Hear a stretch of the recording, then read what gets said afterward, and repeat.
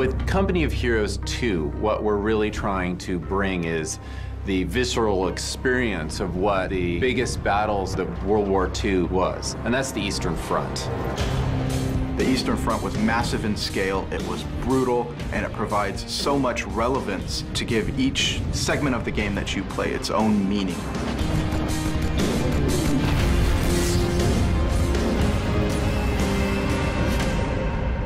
There's a lot of thought that goes into making sure our maps are not only realistic for the time period and the location, but also fun from a gaming perspective. What we're trying to do is create scenarios that allow for players to really utilize the terrain and building assets so that you can use those against another online player. Let's say you take a victory point or you move to an area, there will be things that change. Like the enemy might get reinforcements and make a big push.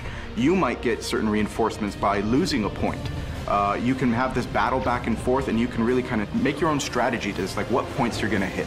Are you gonna like go for the deep VP so you can do some territory control, or are you just gonna play a little bit slower of a game? I think the real depth in multiplayer is the commander types. Each one has a different set of abilities that can be used, and each of those sets of abilities has strengths and weaknesses depending on where you're playing or what you're matched up against. So you can really tailor your play style based on what type of play you like. When I first started playing multiplayer, when I started working here, I was just getting greased. The guys from our team, there's a lot of guys on our team that actually like gather for lunch and watch the guys play it. We actually had a demo map that we played on a while back that had this nice pond with a victory point in the middle of it, so everyone's fighting over that. They're coming across the river, hit the mines, boom, they go into the water, and they gotta re-tech. There's nothing worse than going across the river, you hit mines, your tank sinks, and you lose it in one fell swoop.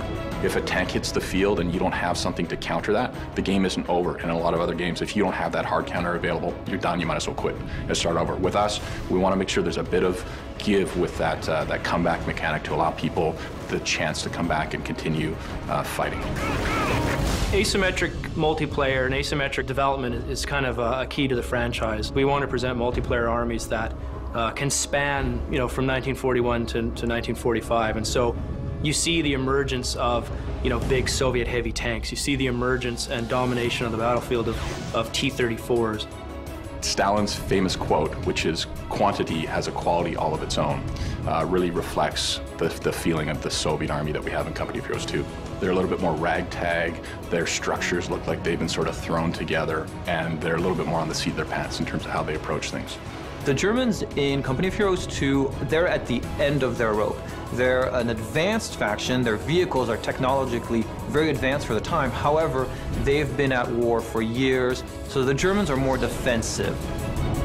Another new thing that we've added to Company of Heroes 2 is this idea of progressing.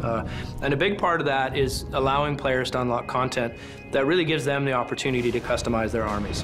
What's great is these things will be based on the actual actions that they do. So if you use lots of mortars, suddenly you'll unlock things that have to do with mortars. If you like to play with half tracks and move guys around the battlefield, you'll unlock progression elements that deal with that. And they really get to make those choices as to what things they want to take into their next match or their next skirmish. We're also adding what we call intel bulletins, and these were actually leaflets and pamphlets delivered to frontline soldiers that told them how to fight enemy vehicles. As you work through the progression tree, you will unlock the right to earn intelligence bulletins. And as you do certain things in the game, you will then be equipped with more information about how to tackle those things and get simple bonuses against them. The multiplayer gameplay in a campaign are intense experiences, and you apply context to those experiences, and people sort of gravitate, in a more emotional way to what you're presenting. And when I play a multiplayer game of Company of Heroes, the first thing I do is we get up and we talk about all the cool stuff we saw. And we're telling stories to each other about how the battle went.